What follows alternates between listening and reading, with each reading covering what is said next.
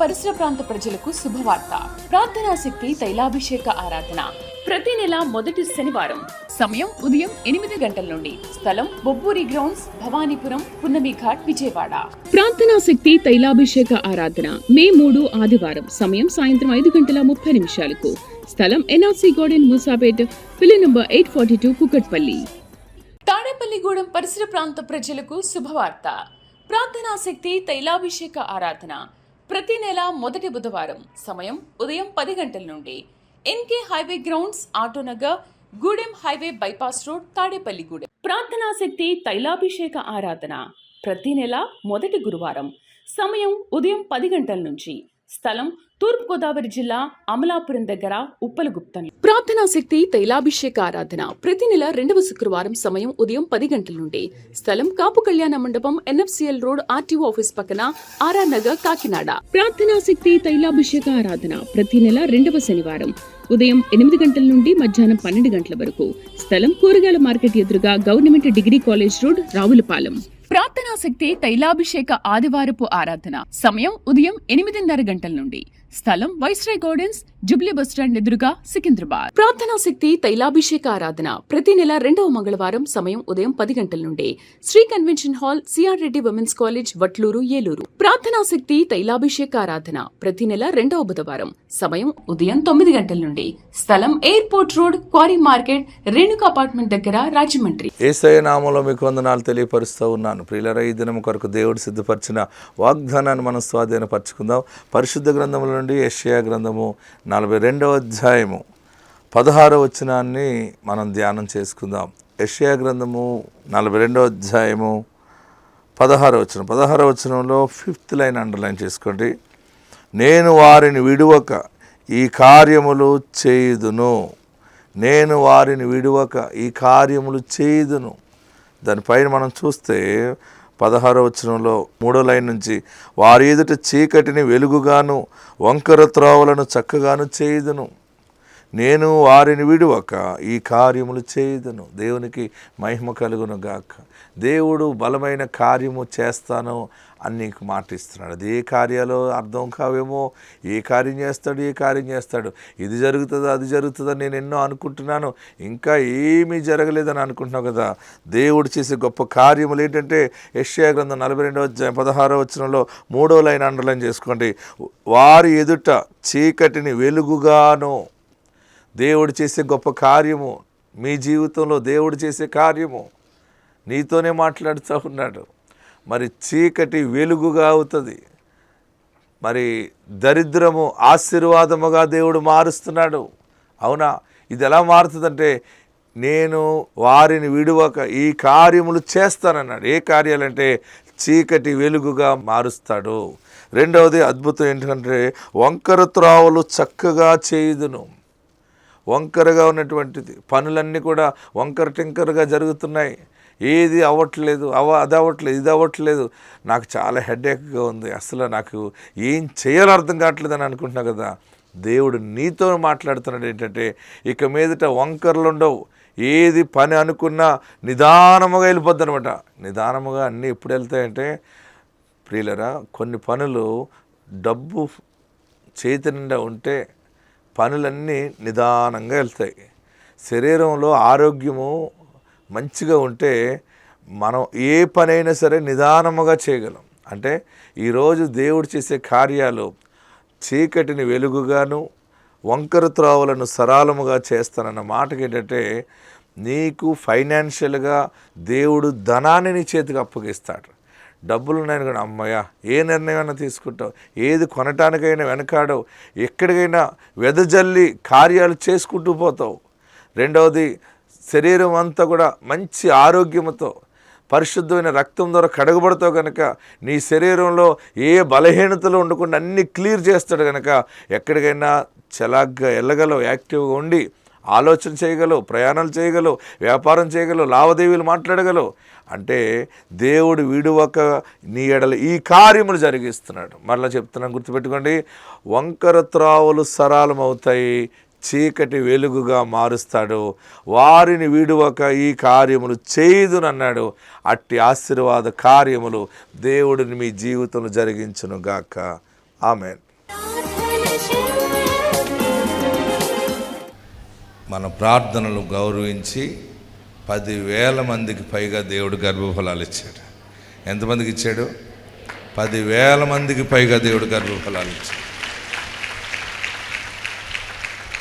కవల పిల్లల్ని ఎత్తుకొని వచ్చి ఆమె సాక్ష్యం చెప్పింది.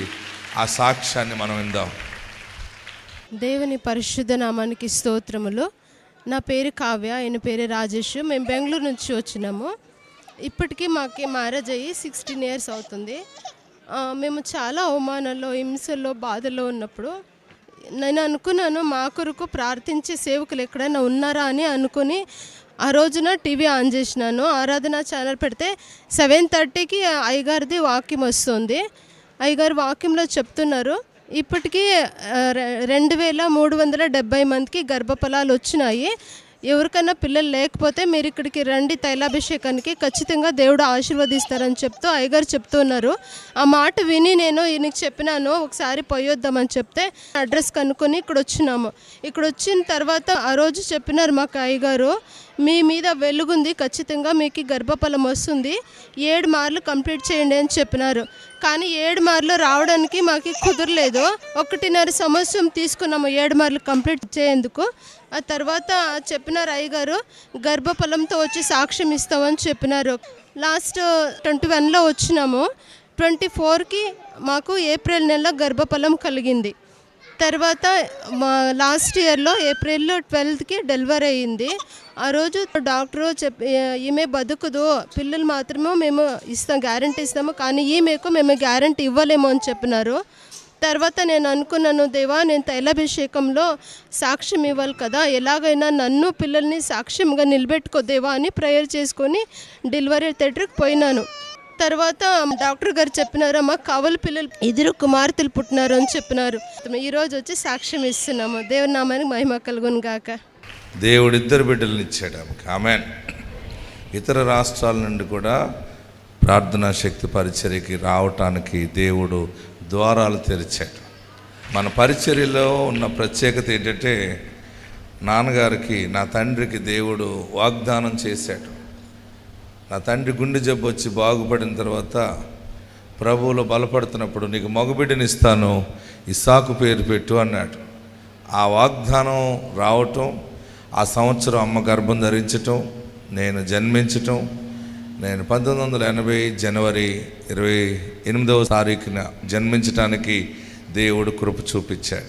అప్పటి నుంచి నాన్న ఈ భక్తిలో మార్గంలో పెంచి పెద్దవాడిని చేసిన తర్వాత నాన్నన్నారు, సేవకి వెళ్ళాలి, మనకి పక్కనే చిన్న సంఘం ఉంది, బ్రాంచ్ సంఘం, అక్కడికి వెళ్ళి వాక్యం పరిచర్య చేయాలన్నప్పుడు నేను వెళ్ళి వాక్య పరిచర్య చేస్తున్నప్పుడు, నేను వాగ్దానం ద్వారా పుట్టిన సేవకుని కదా, మరి నేను ప్రవక్తను అన్నాడు కదా నాన్న, మరి ఇది ఎలా జరుగుతుంది, ఎలాగా నాకు ఈ వరము ఈ శక్తి నాకు ఉందని తెలుస్తుందని నేను 10 దినాలు ఉపవాసం ఉన్నాను.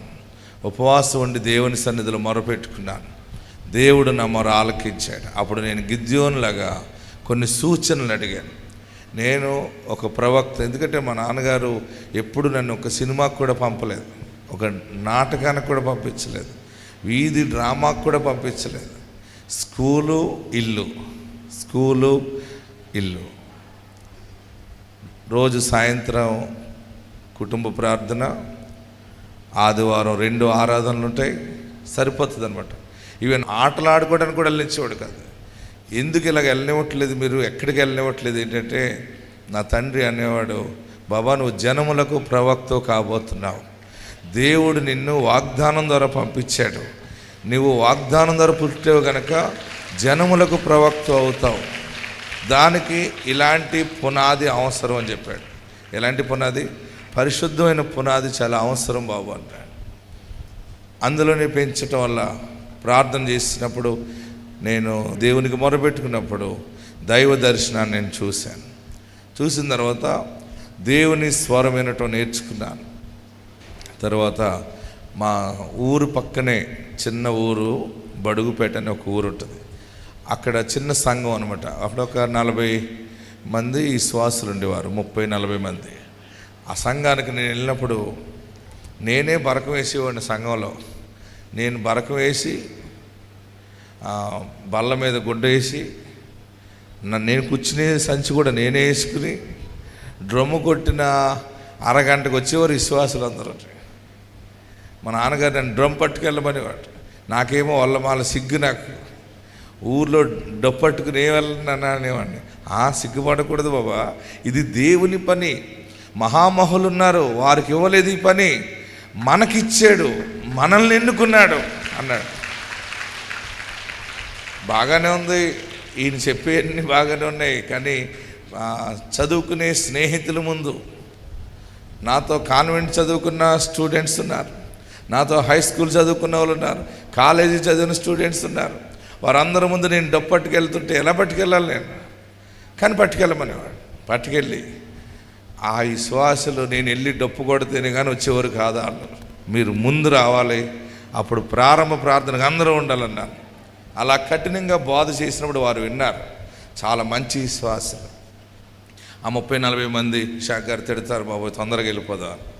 రెండోసారి చెప్పాను, ఈ రోజు నుండి నేను ఒక ప్రవక్తగా మీ మధ్య ఉండబోతున్నాను, మీకు నేను తొందరలో దొరకనని చెప్పాను. అయ్యో అలాగంటున్నారు ఏంటండి అన్నారు. చూడండి, మీలో ఎవరైనా ఏం కావాలనుకుంటున్నారో చెప్పండి, నేను ఇప్పుడు ప్రవచిస్తాను, అది అయిపోతుంది అన్నాను. నేను దేవునికి ఒడంబడిక చేసుకున్నాను. ఆనాడు ఎలీషాను వాడుకున్నావు, ఏలియాను వాడుకున్నావు.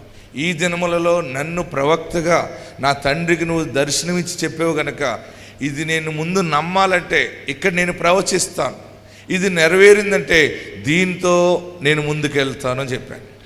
దేవుని ఆత్మ చెప్పింది నువ్వు ప్రవచించు అని చెప్పింది. వారందరిని అడిగాను, మీలో ఎవరికి ఏం కావాలో చెప్పండి, నేను దాన్ని ప్రకటిస్తానంటే వాళ్ళందరూ కలిసి ఏకగ్రీవంగా ఒక ఆమెను నిలబెట్టారు. ఆమెకి పిల్లలు లేరు, పెండ్లై 10 సంవత్సరాలు ఎంత అయింది. ఇగో ఇన్ని మందులు ఆడినా పిల్లలు పుట్టట్లేదు, ఈమె విషయంలో మీరు ప్రవచించండి అన్నారు. ఆమె పేరు కుంచే సోమలమ్మ. ఏంటి? కుంచే సోమలమ్మ. అప్పుడు నేను అన్నాను, నిలబడిన ఆమెను చూసి ప్రార్థన చేసి ఎలీషా చెప్పినట్టుగా నేను చెప్తానని చెప్పి మరుసటి ఏట ఇదే ఋతువున నీ కౌగిట మగబిడ్డ ఉండును గాక అన్నాడు. దేవుడు నా తండ్రికి ఇచ్చిన దర్శనము, వాగ్దానము ఇది నిజమైతే ఇదే ఇప్పుడు స్టార్ట్ అవుతుంది అని ప్రకటించాను. ప్రకటిస్తే నెక్స్ట్ మంత్లో ఆమె కన్సీవ్ అయిపోయింది. అందరూ ఇతను ఎలా ప్రకటించారు, నిజమేనా అనుకున్నారు.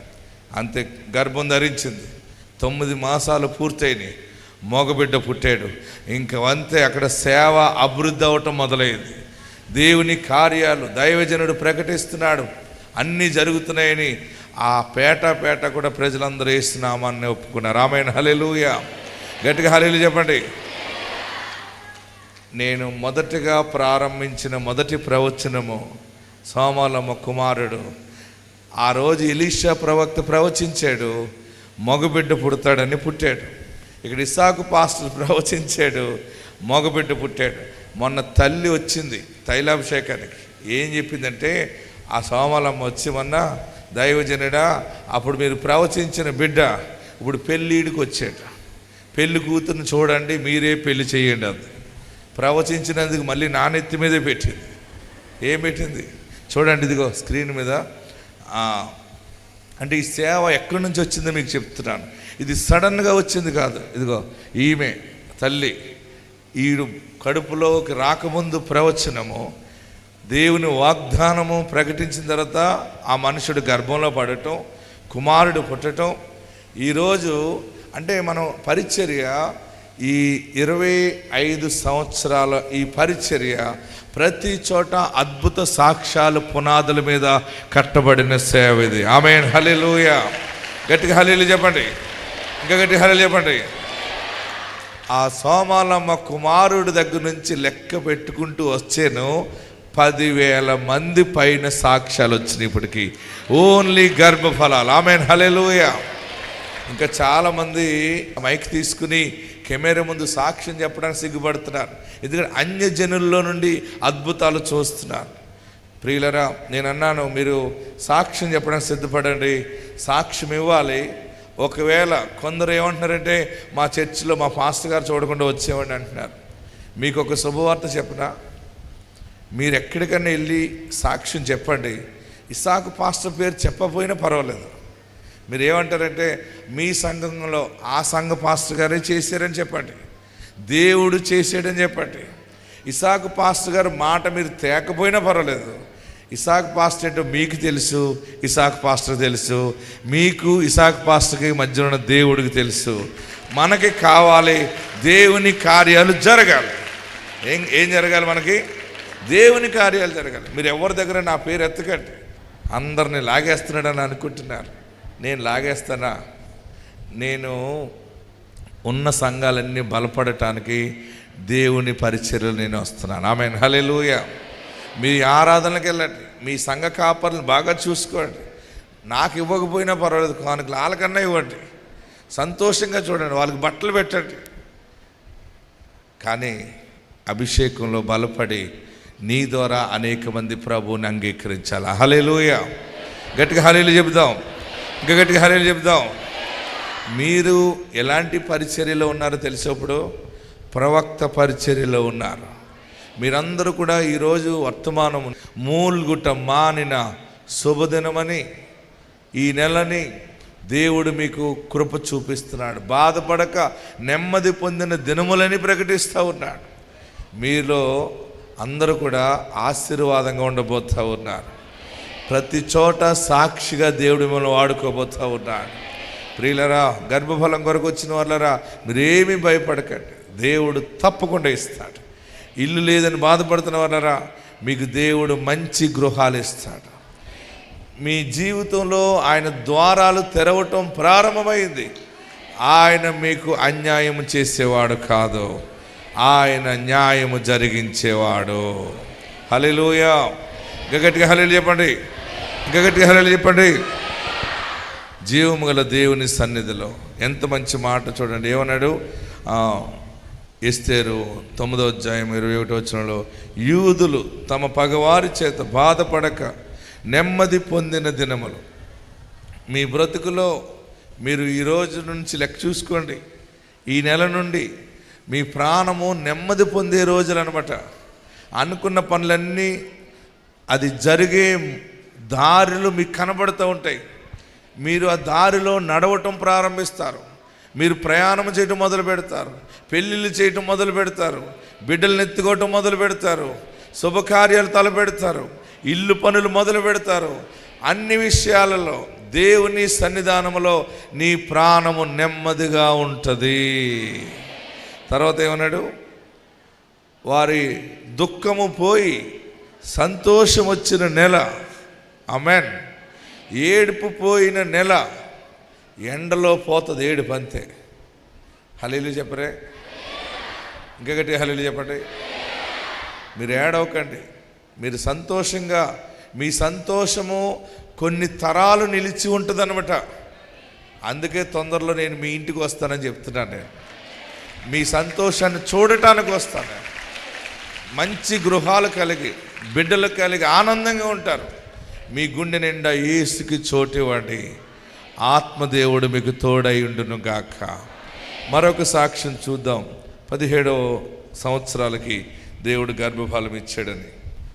ఆ దేవాది దేవునికి వందనాలు. ప్రత్యేకంగా ఇసాకయ్య గారికి ప్రత్యేకమైనటువంటి వందనాలు చెల్లించుకుంటున్నాం.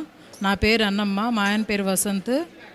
మాది పల్నాడు జిల్లా పెదకూరపాడు మండలం అండి. మాకు వివాహమై 17 సంవత్సరాలు అయిందండి. మేము 7 నెలలు గుంటూరు వెళ్ళామండి ప్రేయర్కి, అయ్యగారి ప్రేయర్కి. డిసెంబర్ 1st వీక్లో వచ్చి సికింద్రాబాదు అయ్యగారి చేత ప్రేయర్ చేయించుకొని 10,000 రూపాయల స్పాన్సర్షిప్ ఇచ్చామండి. ఆ తర్వాత 24లో వచ్చి అయ్యగారి చేత ప్రేయర్ చేయించుకున్నామండి. ఆ తర్వాత 25 సెప్టెంబర్కి మాకు మగబిడ్డని ఇచ్చాడు. అయ్యగారు అడిగారు, నీకు ఎవరు కావాలమ్మా అన్నారు. బాబు కావాలండి అన్నాను.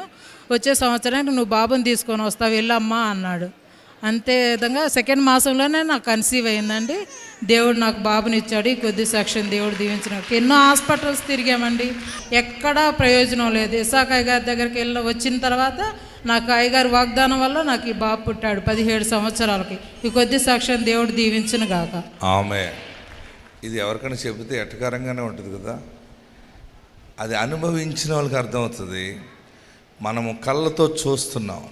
మీరు ఎవరికైనా చెప్పాలనుకున్నప్పుడు ఈ సాక్ష్యాలన్నీ కూడా మీరు ప్రార్థనా శక్తి యూట్యూబ్ ఛానల్ సబ్స్క్రైబ్ చేసుకుని దాన్ని ఓపెన్ చేయండి సెల్లో.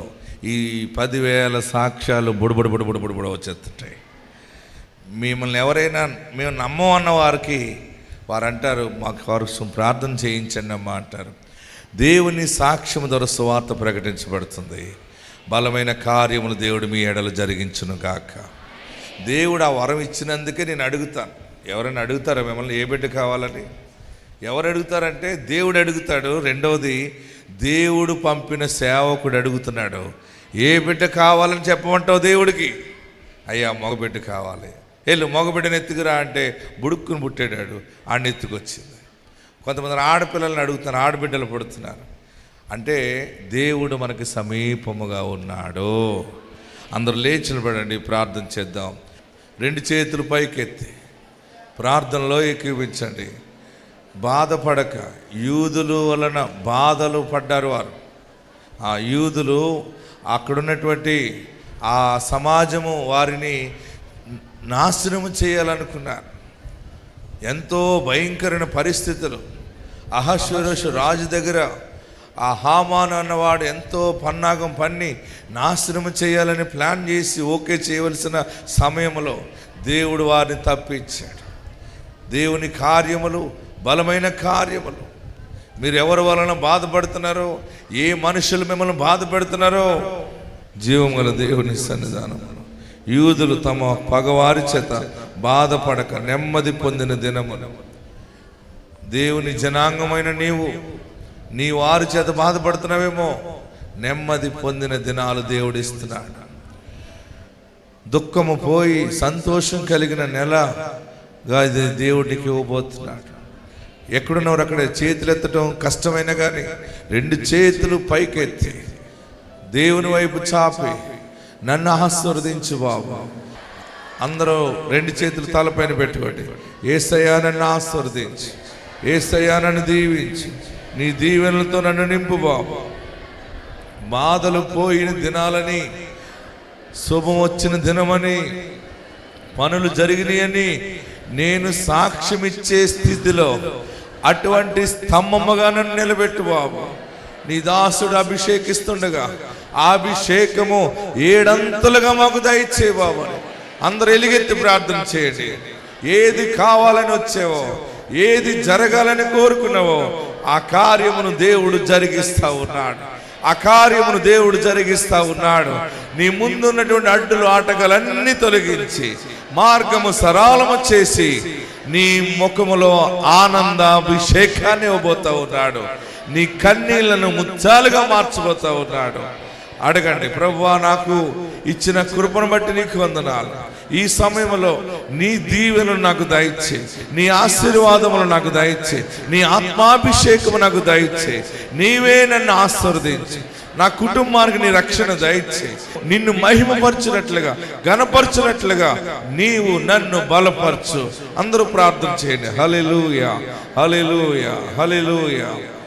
అందరూ నమస్కరించండి. నమస్కరించి ప్రార్థనలోకి ఏకీభవించండి. ఏడుస్తున్నావా? పనులు అవ్వలేదని ఏడుస్తున్నావా? శత్రువులు ఎక్కువైపోయారని ఏడుస్తున్నావా? బాధలు ఎక్కువైపోయారని ఏడుస్తున్నావా? నీకు మంచి దినాలు దేవుడిచ్చాడు. నీ ప్రాణము నెమ్మది పొందే దినాలు దేవుడిచ్చాడు. ఆయన నీకు తోడుగా ఉన్నాడు. ఆయన నిన్ను విడువాడు. పరిశుద్ధాత్మ దేవుడు నీకు తోడై ఉన్నాడు. ఎలా బ్రతకాలి, ఎలాంటి దినాలు గడుపుతున్నాను, ఎప్పుడు ప్రశాంతత వస్తుందని అనుకుంటున్నావా? దేవుడు నీకు ప్రశాంతత ఇస్తా ఉన్నాడు, నెమ్మదిని కలుగజేస్తా ఉన్నాడు. మూలుగుట మానిన శుభదినమని దేవుడు నీకు ప్రకటిస్తా ఉన్నాడు. నీ మూలుగు పోయిన శుభదినమని. ఎంత మూలుగేవో, ఎంత ఏడ్చేవో, ఎన్ని సమయాలు తల బాదుకుని ఏడ్చేవో, పారిపోవాలని అనుకున్నావో, దేవుడు కొత్త ఆశ మరల నీకు ఇవ్వబోతున్నాడు. ఆశీర్వాదాలు చూచి నేను ఇంకా బ్రతకాలి, ఈ పనులు చేయాలి, నేను సాక్షిగా ఉండాలని దేవుని సన్నిధానములో నీవు ప్రార్థించే సమయం ఆసన్నమైంది. హల్లెలూయా, హల్లెలూయా. అందరం ప్రార్థనలో ఉందాం. గ్లోరీ, హల్లెలూయా, హల్లెలూయా. మూలుగుటం పోయిన శుభదినమని దేవుడు మీకు అనుగ్రహించుచున్నాడు. హల్లెలూయా, హల్లెలూయా, హల్లెలూయా, హల్లెలూయా, హల్లెలూయా. విజయవాడ పరిసర ప్రాంత ప్రజలకు శుభవార్త. ప్రార్థనా శక్తి తైలాభిషేక ఆరాధన ప్రతి నెల మొదటి శనివారం. సమయం ఉదయం 8 గంటల నుండి. స్థలం బొబ్బూరి గ్రౌండ్స్, భవానీపురం, పున్నమి ఘాట్, విజయవాడ. ప్రార్థనా శక్తి తైలాభిషేక ఆరాధన మే 3 ఆదివారం. సమయం సాయంత్రం 5:30 స్థలం ఎన్ఆర్సీ గార్డెన్, మూసాపేట్, పిల్లి నంబర్ 842, కుకట్పల్లి. తాడేపల్లిగూడెం పరిసర ప్రాంత ప్రజలకు శుభవార్త. ప్రార్థనా శక్తి తైలాభిషేక ఆరాధన ప్రతి నెల మొదటి బుధవారం. సమయం ఉదయం 10 గంటల నుండి. NK highway grounds, Autonagar, Gudem highway bypass road, Tadepalligudem. ప్రార్థనా శక్తి తైలాభిషేక ఆరాధన ప్రతి నెల మొదటి గురువారం. సమయం ఉదయం 10 గంటల నుంచి. స్థలం తూర్పుగోదావరి జిల్లా, అమలాపురం దగ్గర, ఉప్పలగుప్తం.